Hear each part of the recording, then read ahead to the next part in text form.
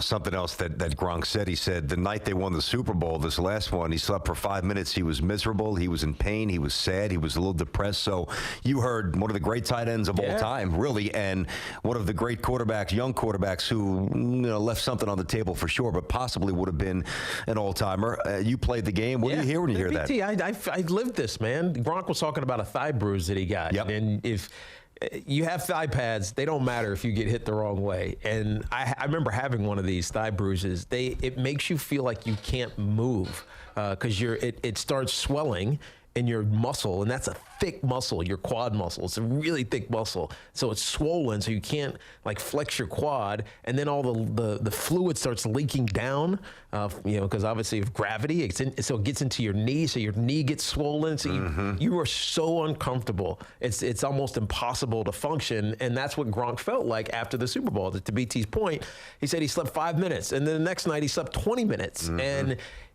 you know this from having young kids. Now your kids are grown, so it's a little bit better. Yeah, they're still finding their way to mommy and daddy's bed. I had one of those nights last night. But they're not fully grown. They're 3 and 4. But you know what I mean? They're still finding their way in. Like last night. There is nothing worse, and every mom, dad, whoever is out there who has had young kids knows this, than sleep deprivation. Oh, God. Like you can't function. Yep. Like your mind is so weary, and it affects your body, and there's no way to be happy. I don't care if somebody could be the nicest person to you. You're not happy. And that's what the sport was doing to Rob Gronkowski. And interestingly, because of the injuries, similarly, I should say, it's exactly what it was doing to Andrew Luck. And I know this. I went through the same thing, BT, right? I was great at the end of my career, but it was depressing. I was hating it.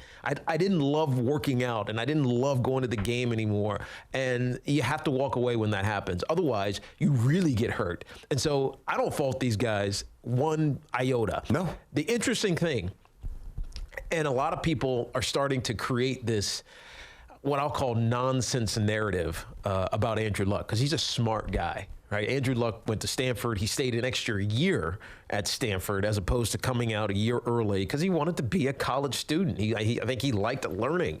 And there's certain guys, Josh Rosen, who is also in this category, Justin Herbert, who's up at Oregon, people are putting in this category. They're saying guys are too smart for football because they don't love it enough. Right. And I read this 3 days ago. Someone said, yeah, I warned you about Andrew Luck, how much he might not love the game. It's nonsense.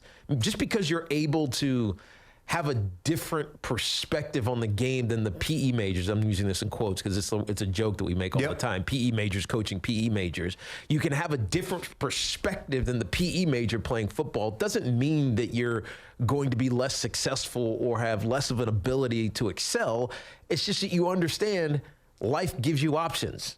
And at some point, when the option to play football becomes too onerous, you choose to do something else. That's okay. And in fact, that's what we should champion our kids to do. If you physically can't do it anymore and you physically are getting drugged down, go do something else where you're not going to fall into a depression, as we see so many of these guys do, because they keep playing, they keep getting more and more hurt, they get addicted to whatever, and who knows what happens downstream. I'm totally with you. I think that's well said, Teak. 1-855-212-4227.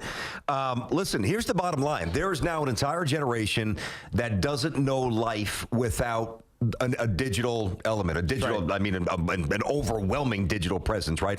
There's an entire generation, and this is partly, it goes back to Gronk, what was he pushing this morning, that views cannabis as not only medically viable, but far more socially acceptable than ever. That's right. And there is now an entire generation that views football as inherently dangerous, and that is translating to off limits for people. Yeah. There's no way around it. No, you're right. And so we'll see this, right? We'll get to this when we talk about this in our next hour. I've got some very daunting numbers for the sport of football. Yeah, very. I was stunned. And we've talked a little bit about this, but not as in depth as this. I think this study gets into with sport participation and where I believe football players ultimately will come from, in the future. Game's not going to go away. No. It's going to always be popular. It's always going to be emotional and energetic, and we're going to sit our butts on Saturdays and Sundays on the couch or in the armchair or at the bar and watch this game. It's not going anywhere.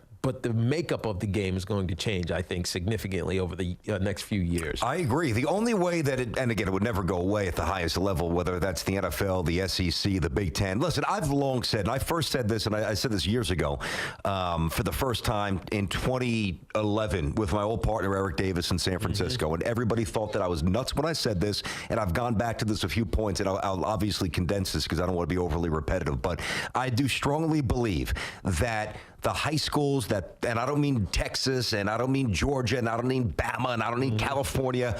My high school, all boys, private school. We're not putting anybody in the NFL. Yeah. We're sending more kids to West Point than we are to go play Division I football.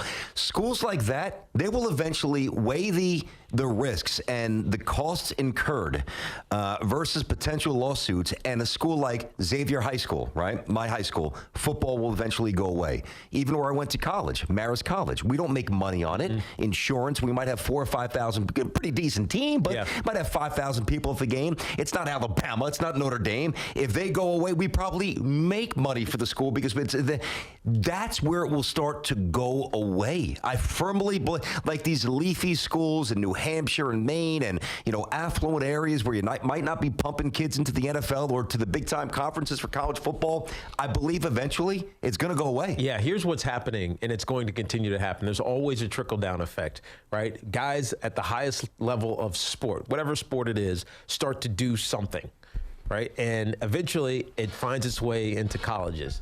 And then finally it finds its way into the high schools and lower levels.